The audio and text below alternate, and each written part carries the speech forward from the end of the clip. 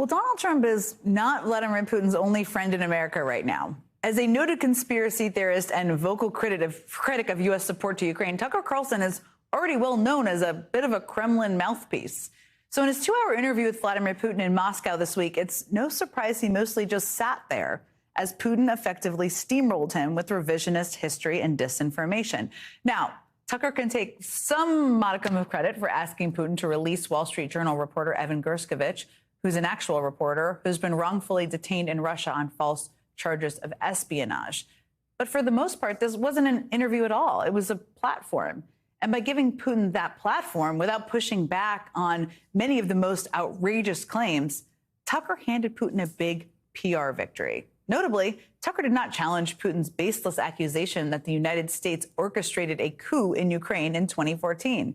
He was also silent when Putin made the obviously false historical claim that Poland, not Nazi Germany, was responsible for starting World War II. At the same time, Tucker never called Putin's unprovoked attack on Ukraine an invasion. He never asked about Russian atrocities or the targeting of civilian infrastructure. He never asked about Putin's political crackdowns or Russia's rigged elections or his assault on democratic institutions around the world.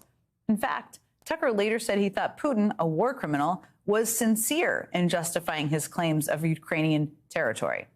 The thing is, Tucker might be useful to Putin, but he's no idiot at all. I mean, deep down, he must know that his public admiration of a Russian autocrat is a bit disingenuous and opportunistic.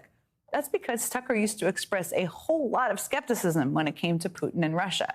And he did so when he was on this very network.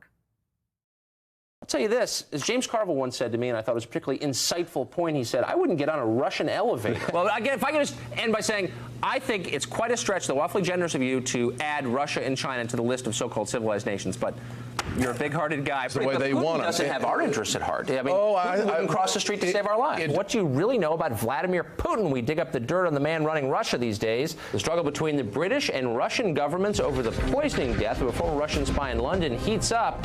Why are the Russians refusing to cooperate in the investigation? Do they have something to hide? Of course they do. Back then, Tucker also referred to Putin as a dictator and repeatedly slammed Russia for helping Iran's nuclear program. So while Tucker says he doesn't doubt Putin's sincerity, we certainly have reason to doubt his.